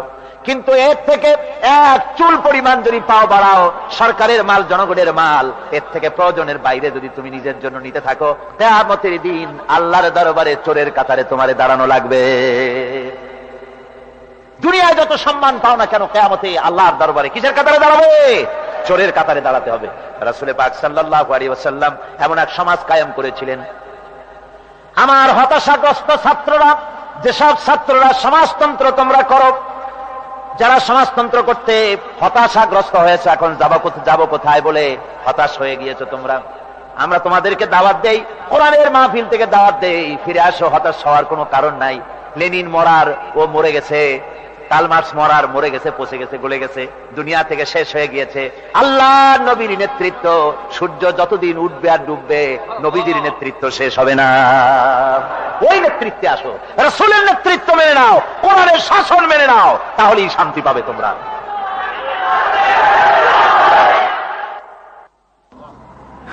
আল্লাহর নবী দুপুরে আরাম করতেছিলেন। হযরত ওমর বলেন, আমি দেখতে গিয়েছিলাম রাসূলুল্লাহকে, আমি যাই সালাম দিলাম, হুজুর উঠে বসলেন। আমি দেখি খেজুরের পাতা দিয়া বুনানো দড়ি, সেই দড়ি দিয়া বুনানো খাটিয়া, এখনো মক্কা মদিনায় আছে, যারা হজ করতে গেছেন দেখেছেন, ওই দড়ি দিয়া বুনানো খাটিয়া, ওর উপরে তোশক নাই, বিছানার চাদর নাই, নিজের হাত মোবারক মাথার তলে দিয়া রাসূল শুয়ে আছেন। ওমরকে দেখে হুজুর উঠে বসলেন। ওমর বলেন, আমি রাসূলের পিঠের দিকে তাকায় দেখি দড়িগুলোর দাগ কেটে আছে। আমি সহ্য করতে পারলাম না, আমি শিশুর মতো ডুকরে কেঁদে উঠলাম, বললাম, ইয়া রাসূলুল্লাহ, এই পৃথিবীর কাফির বেঈমানেরা এত শান্তি করলো দুনিয়ায়, আর আল্লাহর হাবিবের পিঠে দড়ির দাগ বরদাস্ত করতে পারছি না, আপনি আমার অনুমতি দেন, একটা তোশক আপনার জন্য বানায় দেই। হুজুর আমার বলেন, ওমর রে, শোনো, দুনিয়ায় শান্তি করার জন্য আমি আসি নাই। আমি যদি হুকুম করি উহুদ পাহাড় আমার জন্য সোনায় পরিণত হয়ে যা, উহুদ পাহাড়টা আমার জন্য সোনা হয়ে যেতে পারে। আমি দুনিয়ার শান্তির জন্য আসি নাই, এসেছি মানবতার মুক্তির জন্য, পৃথিবীর মানুষগুলিকে বাঁচাতে এসেছি, সাদা কালো মানুষের ব্যবধান দূর করতে এসেছি। রাসূলুল্লাহ নারীর অধিকার দিলেন, সাদা কালা মানুষের ব্যবধান দূর করে দিলেন, পাহাড় সমান উঁচা সাদা কালা মানুষের অধিকারকে প্রতিষ্ঠিত করলেন, বললেন মানুষে মানুষে কোনো পার্থক্য নাই।